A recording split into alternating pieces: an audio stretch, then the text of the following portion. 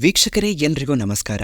ಗಾಂಧಾರಿ ಕುರುವಂಶದ ಮಹಾರಾಜನಾದ ಧೃತರಾಷ್ಟ್ರನ ಮಡದಿ.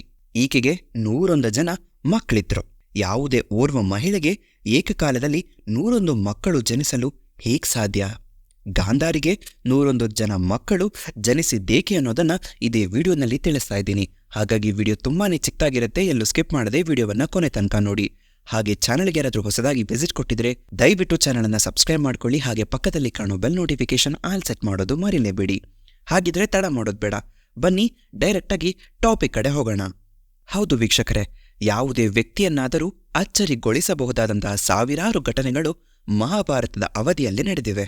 ಅರಗಿನ ಅರಮನೆಯಾಗಿರಬಹುದು, ಕರ್ಣನ ಕರ್ಣಕುಂಡಲದ ಕಥೆಯಾಗಿರಬಹುದು, ಅಥವಾ ಇನ್ಯಾವುದೋ ಸತ್ಯಕ್ಕೆ ನಿಲುಕದ ಕಥೆಯಾಗಿರಬಹುದು. ಅವುಗಳನ್ನು ಕೇಳಿದಾಕ್ಷಣ ನಮಗೆ ಅಚ್ಚರಿಯಾಗೋದು ಸರ್ವೇ ಸಾಮಾನ್ಯ. ಈ ಕಥೆಗಳನ್ನು ಕೇಳಿದಾಗ ನಿಜವಾಗಿಯೂ ಇಂತಹ ಘಟನೆಗಳು ಸಂಭವಿಸಿದೆಯಾ ಎನ್ನುವ ಪ್ರಶ್ನೆ ನಮ್ಮಲ್ಲಿ ಸೃಷ್ಟಿಯಾಗತ್ತೆ. ಅಂತಹ ಅಚ್ಚರಿ ಮೂಡಿಸುವ ಘಟನೆಗಳಲ್ಲಿ ಕೌರವರೆನಿಸಿಕೊಂಡ 100 ಜನ ಮಕ್ಕಳು ಏಕಕಾಲದಲ್ಲಿ ಜನಿಸಿದ್ದಾರೆ ಎನ್ನುವುದನ್ನು ನಂಬಲು ಸಾಧ್ಯನ ವೀಕ್ಷಕರೇ. ಕೌರವರ ತಂದೆ ತಾಯಿಯಾದ ಗಾಂಧಾರಿ ಮತ್ತು ಧೃತರಾಷ್ಟ್ರನಿಗೆ 100 ಗಂಡು ಮಕ್ಕಳು ಮಾತ್ರವಲ್ಲ, ಒಬ್ಬಳು ಹೆಣ್ಣು ಮಗಳು ಕೂಡ ಇದ್ದಳು. ಏಕಕಾಲದಲ್ಲಿ 100 ಜನ ಮಕ್ಕಳು ಹುಟ್ಟಲು ಸಾಧ್ಯವೇ ಎಂಬುದನ್ನು ಈ ಒಂದು ಸ್ಟೋರಿನಲ್ಲಿ ನಾನು ನಿಮಗೆ ತಿಳಿಸ್ತಾ ಇದ್ದೀನಿ. ಬನ್ನಿ. ಮೊದಲನೇದಾಗಿ ವ್ಯಾಸ ಋಷಿಗಳು ನೀಡಿದಂತಹ ವರ. ಹೌದು ವೀಕ್ಷಕರೇ, ದಂತಕಥೆಯ ಪ್ರಕಾರ ಗಾಂಧಾರಿಯ ಸೇವೆಯಿಂದ ಸಂತಸಗೊಂಡ ಋಷಿ ವ್ಯಾಸರು ಆಕೆಗೆ 100 ಗಂಡು ಮಕ್ಕಳಿಗೆ ತಾಯಿಯಾಗುವ ವರವನ್ನ ನೀಡಿದ್ರಂತೆ. ಗಾಂಧಾರಿ ಗರ್ಭಿಣಿಯಾದಾಗ 9 ತಿಂಗಳ ಬದಲಿಗೆ 2 ವರ್ಷಗಳ ಕಾಲ ಗರ್ಭಿಣಿಯಾಗಿದ್ಲು ಎಂದು ಮಹಾಭಾರತದಲ್ಲಿ ಉಲ್ಲೇಖಿಸಲಾಗಿದೆ. 2 ವರ್ಷಗಳು ಪೂರ್ಣಗೊಂಡ ನಂತರ ಗಾಂಧಾರಿಯ ಹೊಟ್ಟೆಯಿಂದ ಯಾವುದೇ ರೀತಿಯಾದ ಮಗು ಜನಿಸಲಿಲ್ಲ. ಬದಲಾಗಿ ಆಕೆಯ ಗರ್ಭದಿಂದ ಮಾಂಸದ ತುಂಡುಗಳು ಹೊರಬಂದುವಂತೆ ವೀಕ್ಷಕರೇ. ಇನ್ನ 2, ಕೌರವ ಕುಲದಲ್ಲಿ ಹೆಣ್ಣು ಮಗುವಿನ ಜನನ. ಹೌದು ವೀಕ್ಷಕರೇ, ಇದರ ನಂತರ ಋಷಿ ವ್ಯಾಸರು ಈ ಮಾಂಸದ ತುಂಡನ್ನ 101 ಭಾಗಗಳಾಗಿ ವಿಂಗಡಿಸಿ ಒಂದೊಂದು ಮಾಂಸದ ತುಂಡನ್ನು ಒಂದೊಂದು ಮಣ್ಣಿನ ಮಡಿಕೆಯಲ್ಲಿ ಹಾಕಿಟ್ರಂತೆ. ಸ್ವಲ್ಪ ಸಮಯದ ನಂತರ ಆ ಮಾಂಸದ ತುಂಡುಗಳು ಮಕ್ಕಳಾಗಿ ವಿಕಸನಗೊಂಡವು. ಒಂದೊಂದು ಮಾಂಸದ ತುಂಡುಗಳು, ಅಂದರೆ 101 ಮಾಂಸದ ತುಂಡುಗಳು ಒಂದೊಂದು ಮಗುವಾಗಿ ರೂಪವನ್ನ ಪಡೆಕೊಳ್ಳುತ್ತು.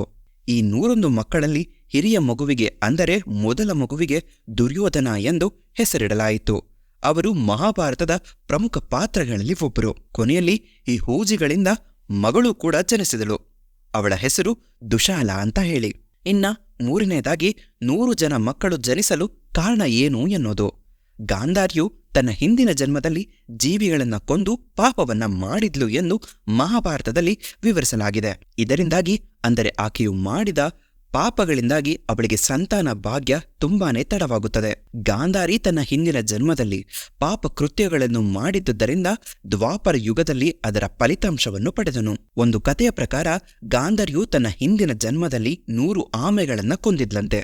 ಈ ಕಾರಣಕ್ಕಾಗಿ ಅವಳು ದ್ವಾಪರ ಯುಗದಲ್ಲಿ 100 ಜನ ಮಕ್ಕಳಿಗೆ ಜನ್ಮವನ್ನ ನೀಡಿ ಆ 100 ಜನ ಮಕ್ಕಳನ್ನು ಮಹಾಭಾರತದ ಯುದ್ಧದಲ್ಲಿ ಕಳೆದುಕೊಳ್ತಾಳೆ.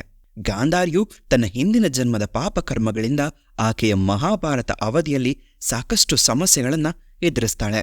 ಗಾಂಧಾರಿಯ ಜೀವನದಲ್ಲಿ ನಡೆದ ದುಃಖಕರ ಘಟನೆಗಳಲ್ಲಿ ಆಕೆಯ 100 ಜನ ಮಕ್ಕಳು ಆಕೆಯ ಕಣ್ಮುಂದೆಯೇ ಮರಣ ಹೊಂದಿದ ಘಟನೆಯಾಗಿದೆ ವೀಕ್ಷಕರೇ. ಈ ವಿಷಯ ನಿಮಗೆ ಮೊದಲನೇ ಬಾರಿ ಗೊತ್ತಾಗ್ತಾ ಇದ್ರೆ ದಯವಿಟ್ಟು ಚಾನಲನ್ನು ಸಬ್ಸ್ಕ್ರೈಬ್ ಮಾಡ್ಕೊಳ್ಳಿ. ಹಾಗೆ ಇನ್ನೂ ಹೆಚ್ಚಿನ ವಿಡಿಯೋಸ್ಗಳು ಇದೇ ರೀತಿ ಬೇಕಿತ್ತು ಅಂತಂದ್ರೆ ಬೆಲ್ ನೋಟಿಫಿಕೇಶನ್ ಆಲ್ ಸೆಟ್ ಮಾಡ್ಕೊಳ್ಳೋದು ಮರಿಲೇಬೇಡಿ.